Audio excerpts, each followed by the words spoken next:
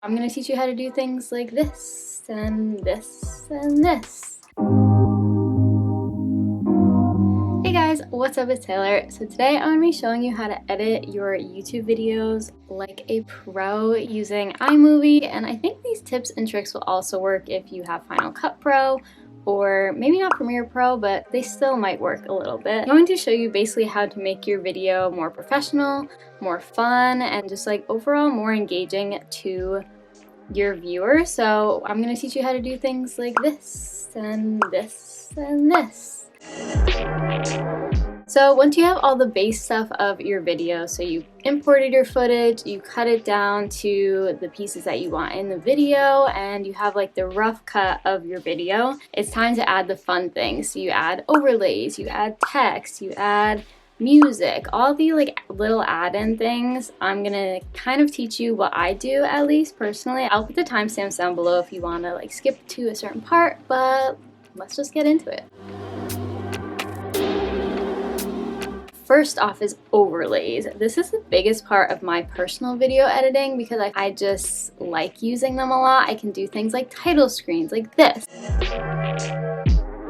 Or I can do like a little frame around my video, or I can overlay a photo. I could do so many different things with overlays. It does take a little bit more work, I have to say, but I think it's totally worth it. I'm gonna kind of go over a quick tutorial of how I do all this stuff, how you need to use green screen and not use green screen. There's like a lot that goes into this process, so I'm gonna give you a quick tutorial right now. The program that I use personally is Canva, and if you are a YouTuber that doesn't use Canva, what are you doing? It is literally the best program out there for like creating images to import into your videos, in my opinion. I really like it. I use it on the desktop. Let's say I want to create a title screen. I would go to Canva, really just create a graphic that I like and put the text on of what the video is going to be about. So I create the whole little graphic there. And Canva is really great because they have a whole bunch of built-in photos and little like graphics and text options that you put into your screen. You can see I'm adding these little rectangles, so it really does give you a lot of creative freedom of what you can do on this program, which is super nice. And you could also animate these, which is really nice. There's a little button in the corner that says animate, so it kind of just moves around all the elements of your title screen, which I found to be really helpful. Just again adds a little bit more movement into your video. So once you have like kind of what you want, then you download it. And you want to download this as an MP4 if it's an animation. And then just put it into iMovie and there you go. It's super, super simple. And then I also use Canva for things like I said, frames. Like if you want to put a frame around your video. The only difference with this is that if you want the video, like this video to show, you have to put a green screen into Canva. I think you can get the pro version of Canva and it'll take out the background and download it as like a PNG transparent image, but I don't have the pro version, so this is kind of like a cheat way around that.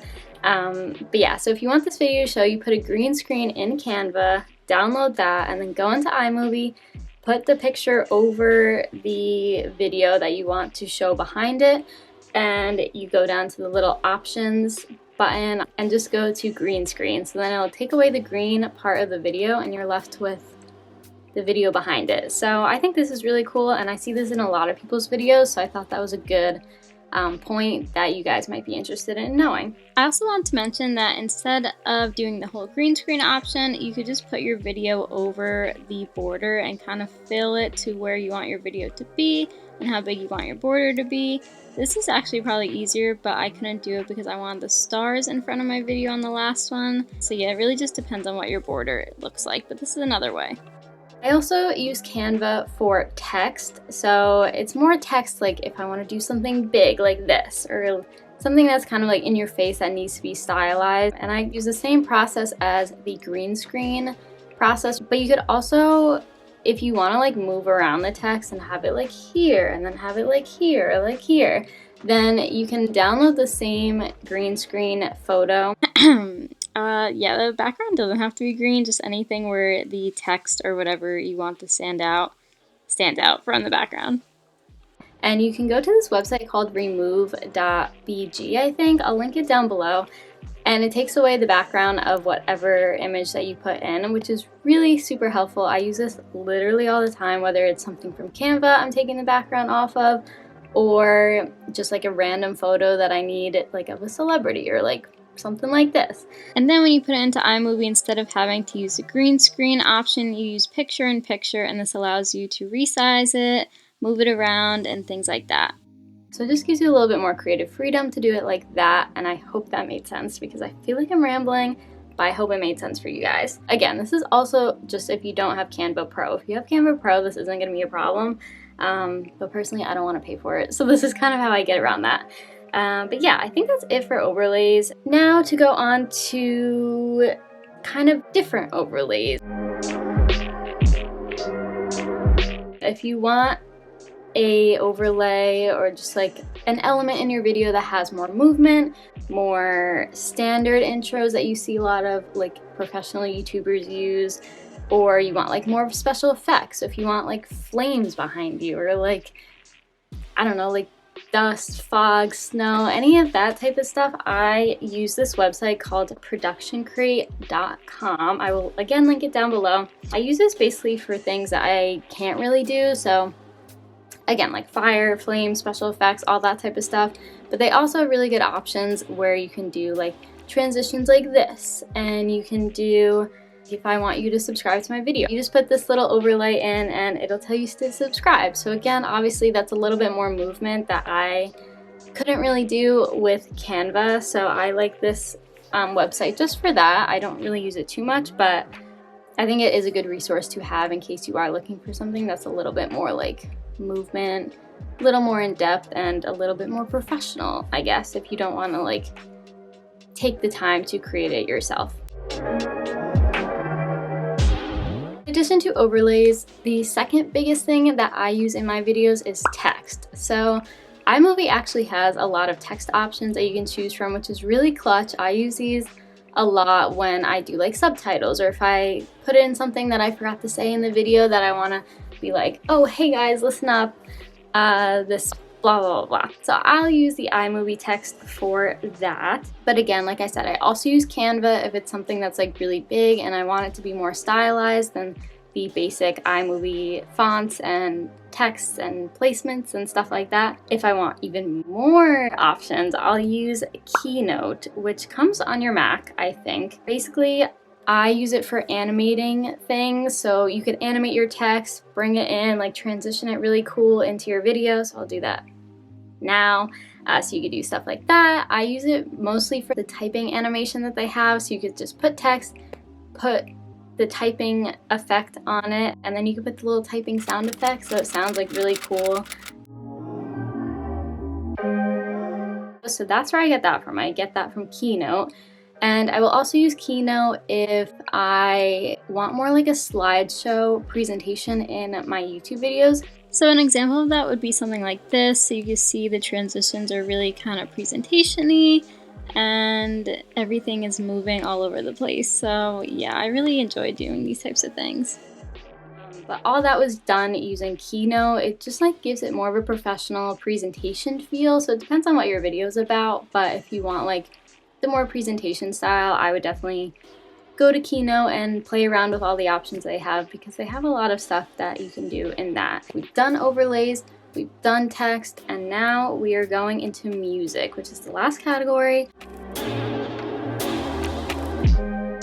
This is the last thing that I actually do when I edit my videos. So I put all my overlays in, I put my text in, and then I'll put in my music. In general, I will use YouTube Audio Library, and I know people are like, that doesn't have good music. And honestly, they have revamped a lot of their songs, and I find most of my songs from YouTube Audio Library. And it's just really nice because everything's in one spot. They tell you how long the song's gonna be. You could like filter it by genre. I really like it because it helps me narrow down if I want like a romantic song, or if I want like a sad song, or like a cinematic song. So it helps me kind of narrow that down, and then you don't have to worry about copyright or like royalty-free music. It's just like easy, it's there for you, and it's just, in my opinion, the easiest way to go. However, if your video really focuses on the music aspect and you need a really cool song, like let's say it's a travel video, that's usually where I step away from the YouTube audio library. It's in my travel videos, just because I know that I'm not going to be talking in the video, it's just going to be the song. What I do is I usually go to YouTube channels that are royalty free. You could find a lot of them on YouTube if you just type in like royalty free music channels, and a whole bunch will come up. It's a little bit more unclear as if you can use their songs. Like sometimes it's kind of like a gray area. So I would just really make sure that you definitely can use their songs, and if you're not sure, reach out and see if you can. I also found out about this program called Thematic. I literally found out about it yesterday, and it seems like a really, really good option. So you don't have to pay for it, which is super nice. You basically just have to give credit in your description of who wrote the song, what song it is, and things like that. Seems like a good program. I would definitely check that out. Again, I'll put the link in the description. And then I also use the sound effects option in iMovie that's kind of like built into iMovie, which is really nice. They have like a couple songs, but I also use like the typewriter sound effect before it was from there.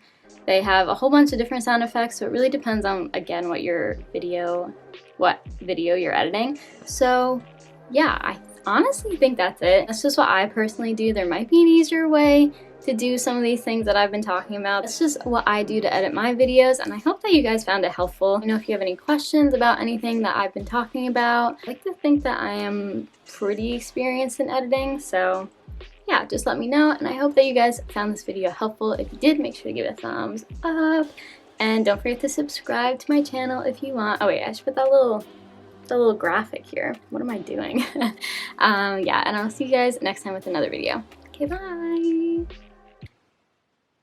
I hope that made sense.